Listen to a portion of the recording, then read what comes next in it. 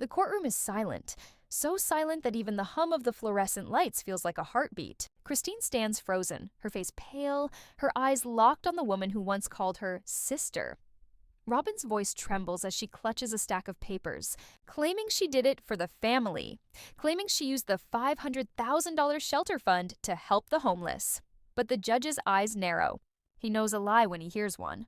Behind him, the clerk places one more sealed envelope on the table, marked Truly Brown. It was never about charity, it was about power. And for the first time, Christine realizes the real victim might be her own daughter. The sound of cameras clicking fills the room. This case isn't just family drama anymore, it's a national scandal. The rain is falling hard over Flagstaff that morning, drumming on courthouse windows like a warning no one listens to. Christine walks in first, clutching a binder to her chest. Inside it, years of statements, emails, and receipts she's spent months collecting. She doesn't make eye contact with Robyn. Not yet. The courtroom smells faintly of old wood and coffee, that uneasy mix of routine and chaos. Cody sits at the defendant's table beside Robyn, his jaw tight, his eyes darting toward the gallery packed with reporters. The tension is thicker than the Arizona humidity. Christine's lawyer, a calm woman named Emily Shaw, begins her statement. This case, she says evenly, isn't just about a missing $500,000. It's about trust. About the systematic manipulation of family funds under the guise of charity. Robyn fidgets, her lips pressed together, trembling, her hand sliding into Cody's. But he doesn't squeeze back. His eyes are cold, detached, calculating. Christine doesn't look away. Her thoughts are louder than the courtroom silence. You took from my daughter. You lied about helping people when all you helped was yourself. Sometimes, the worst betrayal doesn't come from strangers. It comes from the people you once called family. Emily continues. My client contributed $80,000 of her personal inheritance to what she believed was an emergency shelter fund for struggling families.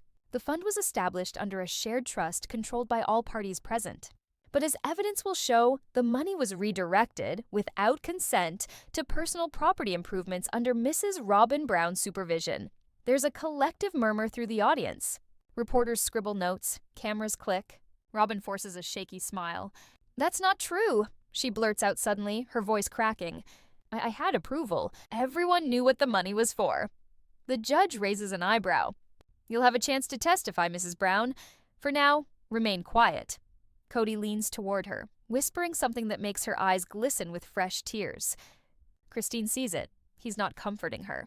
He's warning her. Hours pass in a blur of legal language, financial breakdowns, and documents projected onto screens. There's one account that draws everyone's attention, a $150,000 withdrawal labeled as community donation. But the receiving organization, Flagstaff Family Renewal, filed no record of such a transaction. The courtroom tightens. Even the judge's tone changes. Mrs. Brown, he says, this receipt lists the donor as Truly Brown, your niece. Christine freezes. Her hand trembles over the desk. That's impossible, she whispers. Robyn looks stunned, almost too stunned. That's what the records show, she insists. I only helped her process the paperwork. Truly said she wanted to help. The room shifts. Reporters glance up. Christine's breathing grows shallow. She can barely form words. My daughter was 16 at the time. She couldn't authorize that kind of payment. The judge nods slowly. Then who could? And in that single question, the lie begins to unravel. Later that afternoon, during recess, Christine steps outside, gripping her phone with shaking hands. The rain has stopped, but her storm is just beginning. She scrolls through texts, old ones between her and Truly. None mention the fund, none the donation. Truly's only message from that week says, Mom, Robyn asked for my school ID for some charity paperwork. Is that okay? Christine's throat tightens. She can barely breathe. Inside, Cody paces near the window, talking quietly with his lawyer. Robyn's makeup is smudged, her eyes swollen. She leans into Cody's arm, whispering through tears, She's turning everyone against me. You know I didn't mean for this to happen. He doesn't answer. He just stares at the reflection of Christine outside the glass, standing alone under the gray sky. By the second day, Christine's side calls their first witness, a charity accountant. The man adjusts his glasses nervously. We never received a donation from Truly Brown, he says. However, the bank records show a transaction from a joint account under Robyn Sullivan Brown and Truly L. Brown. Christine grips the table. The name hits like a slap. Joint account? She whispers. The accountant nods. Yes, ma'am.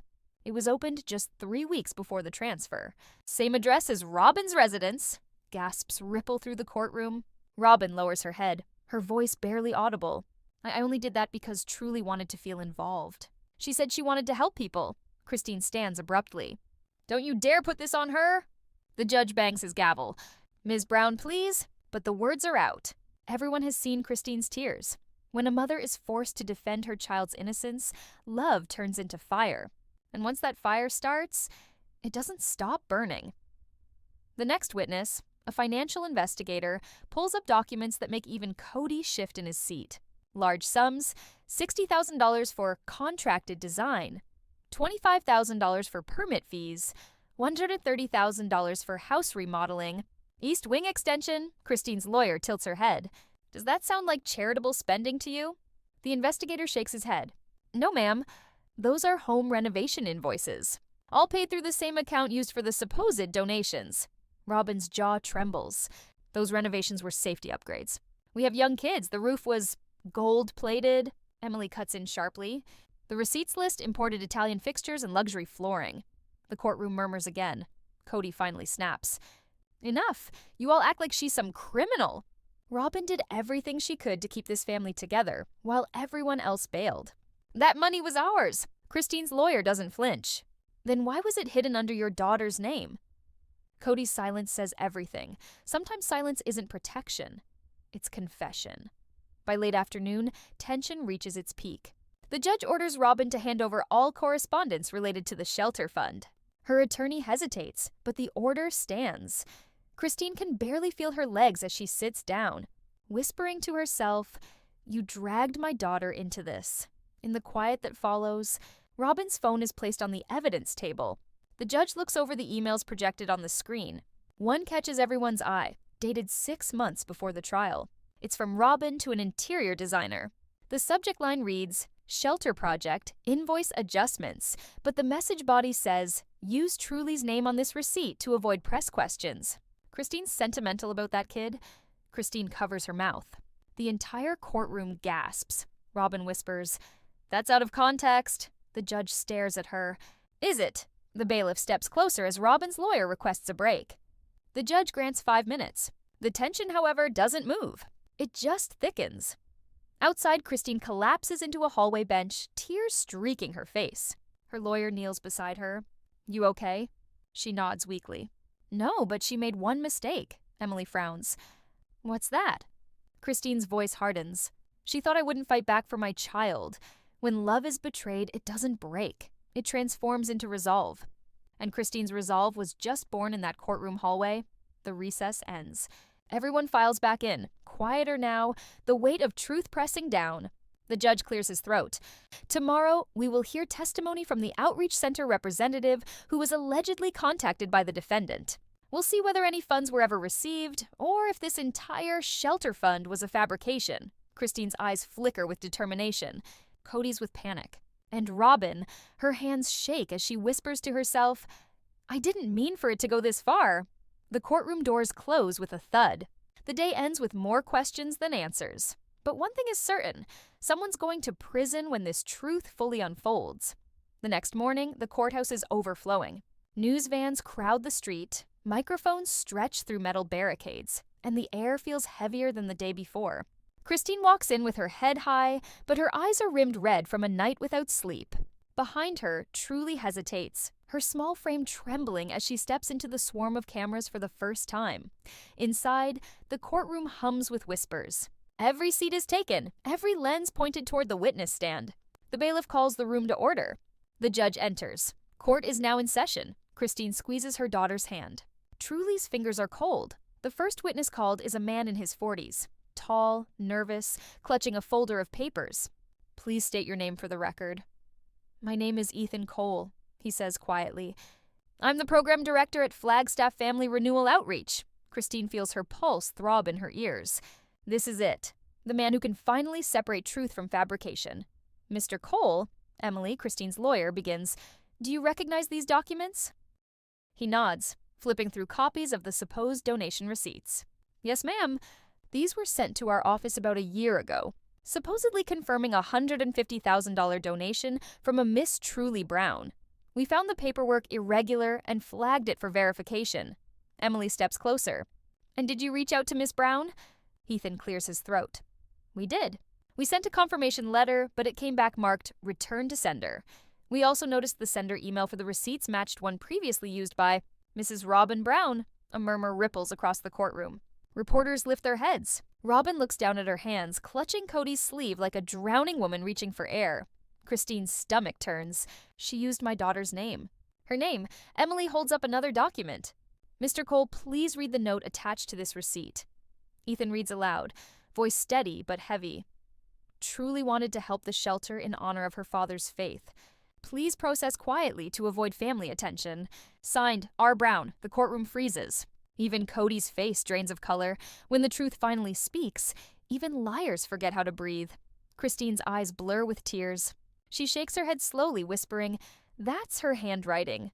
Truly sits motionless, tears silently tracing her cheeks. Robyn finally looks up, desperate. I didn't forge anything? I helped process what Truly wanted. She said she wanted to do something meaningful for her dad's legacy. Christine stands. She was 16, Robyn. She was a child. The judge's gavel slams. Order! Ms. Brown, control yourself. But it's too late. The courtroom has already erupted into emotion. Ethan clears his throat again, continuing with trembling words. Your Honor, we never received that donation. Our audit found the funds were redirected through a secondary account with matching transaction codes. The name listed was T. Brown Relief Fund, established under the same address as Mrs. Brown's residence. Emily steps forward sharply. So you're saying this charity fund was fake? Ethan nods. Completely fabricated, gasps Echo. Reporters rush to capture the moment. Robyn slumps back, whispering something only Cody can hear. But his face, stony, expressionless, shows no intention to defend her now. The judge sighs heavily. Mrs. Brown, do you have any explanation for this? Robyn swallows hard. I didn't think it mattered whose name it was under. The fund was real at one point. I just reorganized it when things got complicated. Complicated? The judge repeats sharply. You mean when the family started questioning where $500,000 went? Robyn nods weakly, eyes filling again. I was trying to protect everyone. I didn't want another scandal. Emily folds her arms. By inventing one? The crowd bursts into whispers again. Sometimes lies aren't built to hide the truth. They're built to rewrite it, as recess is called. Truly runs to the restroom, Christine following close behind. The hallway feels suffocating. Christine finds her daughter leaning against the wall, sobbing into her hands. Mom, she used my name, Truly cries. People at school, everyone online, they think I stole money from a shelter. I didn't even know what she was doing. Christine wraps her arms around her, pulling her close. I know, sweetheart, I know, and everyone's about to see that. But what if the judge doesn't believe me? Christine cups her face. He will, because truth might take time, but it always shows up. They return to the courtroom. Cody sits motionless now, staring at the judge's bench as if realizing the walls are closing in. His lawyer whispers something about damage control, but even he looks uncertain. The second half of the day begins with another bombshell. Christine's lawyer introduces a new witness. A soft-spoken woman steps up, her voice quiet but steady. Please state your name. My name is Hannah Torres, she says. I work as an independent contractor. I was hired by Mrs. Brown to produce promotional materials for a project called the Homeless King Initiative. Christine frowns. What is that? She whispers to Emily. Emily shakes her head. Something she just made up, apparently. Hannah continues. I was told it was a family charity project. I designed brochures and a logo, but I was never paid through the foundation. Instead, the payments came from a personal account under the name T. Brown Relief Fund. Emily's tone sharpens. You're sure it was personal? Yes, ma'am. It was used to purchase luxury materials and fund a video campaign that never aired. Mrs. Brown told me to keep all drafts confidential until the backlash cooled down. Backlash? Hannah looks over at Robyn. She said Christine's daughters were spreading lies about her, and that she needed something to shift public sympathy back in her favor. Christine closes her eyes in disbelief. Every word feels like a knife. Some people will burn your name just to keep their own image clean. The judge interjects. Mrs. Torres, did you ever meet Miss Truly Brown? Hannah shakes her head. No, sir, but her name was mentioned often. Mrs. Brown said she was the perfect face for the campaign. Young, innocent, easy to trust. The entire courtroom goes silent. Robyn's tears spill down her cheeks. She whispers, "I didn't mean to hurt anyone. I just wanted to fix what was broken." Christine whispers under her breath, "You broke it yourself." The judge leans forward. "Mrs. Brown, you're standing on the edge of criminal fraud and defamation. I suggest you consider your next words carefully." Robyn's voice quivers. "I did it for Cody. Everything I did was to save this family." Cody flinches. For the first time, he looks guilty. Truly guilty. He leans back in his chair, his eyes darting away from Robyn's. Christine's lawyer stands. No further questions for this witness. "Your Honor, but we do have new evidence to submit. Emails between Mrs. Brown and her accountant discussing the transfer of the shelter fund dated 2 weeks before the alleged donation." The judge glances toward the bailiff. "Proceed." The emails appear on the courtroom projector, line by line. The subject reads, "Moving funds before they notice." The message, "Use the kids' initials for safety. Cody says we'll fix it later." Christine gasps audibly. Truly's hand tightens around hers until both are trembling. Robyn hides her face, sobbing. "That's not what it looks like. That's not—" The judge slams the gavel. "Enough! You will have your chance to explain when cross-examined. Until then, I advise you to remember, you are under oath. When truth explodes, it doesn't whisper. It roars." The court adjourns for the day. As they leave, the hallway turns into chaos. Reporters shouting, flashes popping, microphones thrust forward. Truly hides her face as Christine shields her, walking quickly toward the exit. Cody stays behind, arguing with Robyn in hushed, sharp tones. "You dragged me into this. You said no one would trace it." Robyn wipes her tears with trembling hands. "You told me to handle it quietly. You said to use Truly's name because people trusted her." Cody's voice lowers, furious. "And now everyone knows. You destroyed us." She glares up at him, whispering, "You destroyed me first." Christine doesn't hear the full fight, but she catches one thing. Robyn shouting, "I still have the proof you signed off." Christine's blood runs cold. Proof? Signed off? She doesn't know what that means yet, but she will. Because tomorrow, Cody's name will appear in the ledger, and with it, the secret that could end his freedom. And when the judge asks who truly ordered the fund transfer, one of them will have to turn on the other. The third day feels heavier than the last two combined. The air in the courthouse seems thick with unspoken dread. Cameras flash like lightning outside the steps, reporters shouting names. Christine, Robyn, Cody, Truly. Everyone smells blood in the water. Christine doesn't speak on the way in. Her eyes are fixed forward, jaw tight, hand gripping Truly's shoulder as if her touch alone could shield her from what's coming. Truly tries to be strong, but her lip trembles. This time she's on the witness list. Inside, the gallery is standing room only. Even the judge looks weary. He knows this case has become something far larger than family money. It's about trust, deceit, and public humiliation. The bailiff announces, "All rise," and the trial begins again. Christine takes a breath she doesn't feel ready for. Robyn looks broken, her makeup washed away, her eyes swollen, her voice barely a whisper as she murmurs something to her lawyer.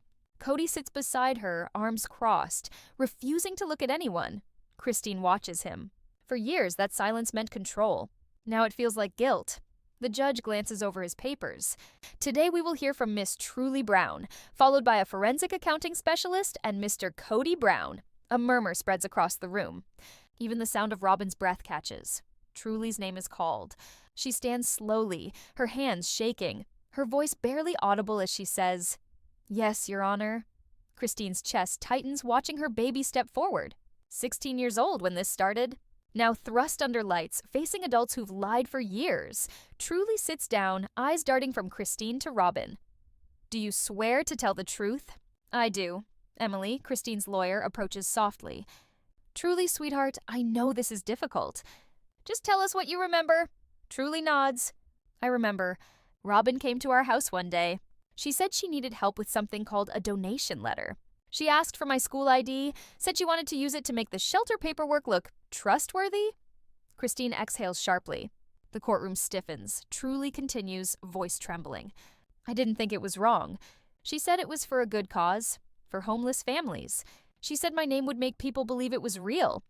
Emily nods gently. "Did you sign anything?" Truly hesitates. She said it was a practice signature, but later I saw it. The same one, on the donation form. "When innocence meets manipulation, the scars last a lifetime," the courtroom murmurs. Christine bites the inside of her cheek to stop herself from crying. Emily turns toward the judge. Your Honor, may we present Exhibit F, comparison of signatures between the official document and Truly's handwriting sample from school records. The clerk hands them over. Even from afar, the difference is unmistakable. Truly's smooth, youthful curves against the sharp, precise strokes of Robyn's pen. The judge studies it, then looks up. Mrs. Brown, did you write this signature? Robyn hesitates. It could have been filled in automatically. I don't remember. Cody mutters something under his breath. The microphone catches it. That's a lie. Everyone hears. The courtroom erupts. The judge slams his gavel. Order. Christine's head snaps toward Cody. What did you just say? He stays silent, eyes on the floor. Mr. Brown, the judge says, you will have your chance to speak shortly. Robyn looks at him, betrayal flashing in her eyes. You told me to do it. You said it'd be safer if it looked like her. Robyn! Cody barks, but it's too late. Christine whispers, oh my God. Some truths don't need to be proven. They just explode in front of you. Emily turns back to Truly. Sweetheart, one last question. Did you ever authorize Robyn or your father to use your name for this fund? Truly shakes her head. Never. I just wanted them to stop fighting. I didn't want to hurt anyone. Christine presses her palms together, tears spilling quietly. Truly steps down from the stand and runs straight into her mother's arms. The audience feels it, the raw pain of betrayal that no verdict can undo. But the storm isn't over. Next, the forensic accountant takes the stand. He's calm, clinical, emotionless. Based on my analysis, he says, the $500 fund was split into 4 smaller accounts, all eventually linking back to Mrs. Brown's residence. However, he pauses, glancing toward the defense table. Each transfer was pre-approved by a secondary signature. The courtroom goes silent. Emily leans forward. And whose signature was that? He flips a page. Mr. Cody Brown. A collective gasp fills the room. Christine's hands tremble. Robyn's eyes widen. Cody straightens, trying to steady his breathing. That's impossible. I never signed. The accountant cuts in. The signature was verified by 2 separate forensic analysts. It's yours, sir, Christine whispers. You knew. Cody shakes his head, his voice cracking. I thought it was for a real shelter project. Robyn said it was for a fundraiser? Robyn's voice rises, panicked. You told me to move it. You said you couldn't risk having your name on the main account. The room erupts. Reporters scribble furiously. The judge shouts for order again, slamming the gavel so hard it echoes like thunder. The courtroom isn't just a place of justice, it's a mirror. And today, it's showing everyone who they really are. Cody wipes sweat from his brow. You think I'd use my own kid's name to steal money? Christine's voice breaks. You already used our trust. Why not her name too? Cody turns, his expression full of desperation and rage. You think I wanted this family torn apart? He points at Robyn. She handled the money. She said it was temporary. Robyn rises furious. You can't blame this all on me. You said it yourself. The fans were watching. The finances had to look clean. Stop twisting my words. The judge slams his gavel again. Enough, both of you sit down. Christine can barely hold herself together, watching them, screaming, lying, exposing each other. She realizes it's not just about money anymore. It's about everything that's been broken for years, finally spilling out in front of the world. Her lawyer whispers, we can rest our case after this. It's already over. But Christine shakes her head. Not yet. I want her to say it, to admit what she did to my daughter. The judge agrees to one final question. Emily steps up again. Mrs. Brown, when you used Truly's name, what were you thinking?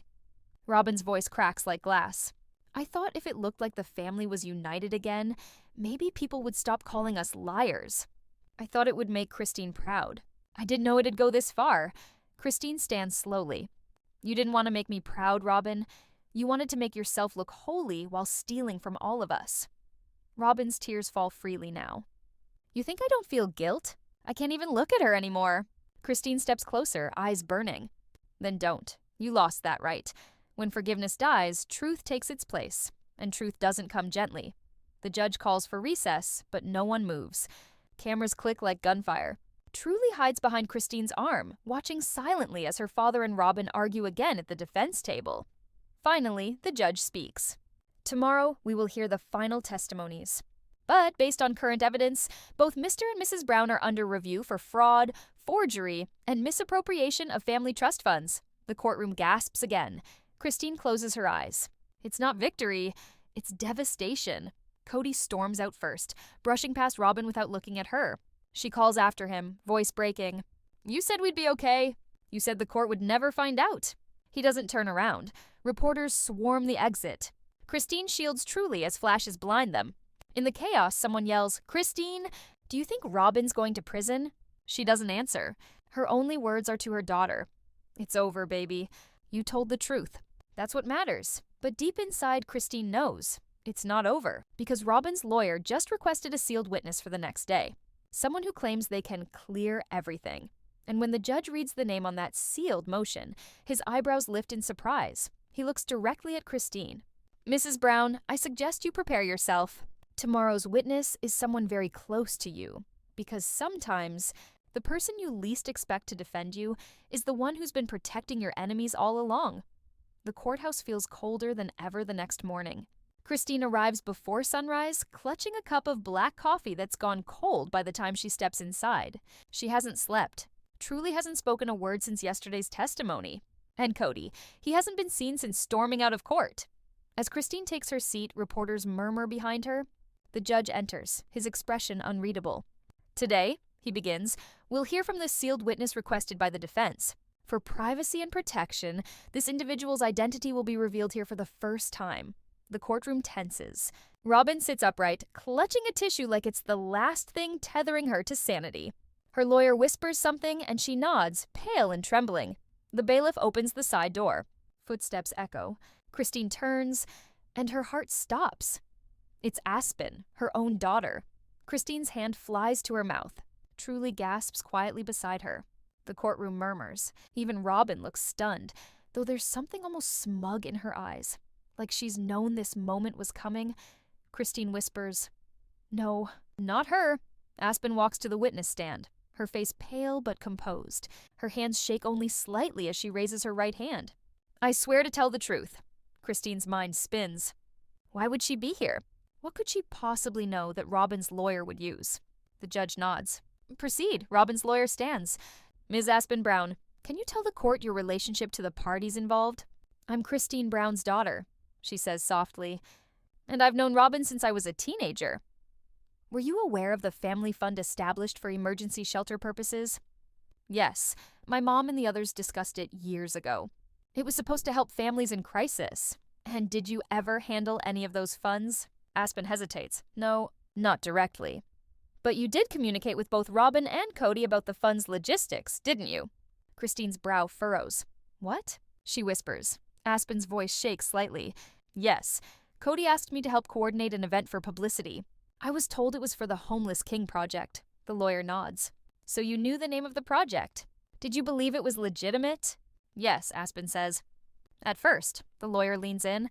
And when did that belief change? Aspen glances toward Christine, then down at her hands. When I saw the receipts? Receipts? She nods slowly. The same ones with Truly's name. I saw Robyn typing them up one night in Flagstaff. She said they were just mock-ups, but there were real dollar amounts listed. I didn't know what to do. I didn't think she'd actually send them. Christine's chest tightens. Her breath catches in her throat. You saw it, and you didn't say anything. Sometimes silence isn't betrayal, it's fear wearing a disguise. The courtroom is dead quiet now. You can hear the faint creak of wooden benches as people shift. Stunned, the defense lawyer's voice grows soft. Why didn't you come forward then, Ms. Brown? Tears well in Aspen's eyes. Because she said if I talked, Mom would lose everything. She told me it was just a temporary cover. I believed her. And I didn't want to cause another war in the family. Christine lowers her head into her hands. The sound of her quiet sob breaks the courtroom stillness. Emily, her lawyer, stands up. Your Honor, may I cross-examine the witness? The judge nods. Emily approaches slowly, her tone calm but pointed. Aspen, honey, you said you saw Robyn typing up those receipts? Yes. And you also said she promised it was temporary? Yes. So you never authorized your sister's name being used? No.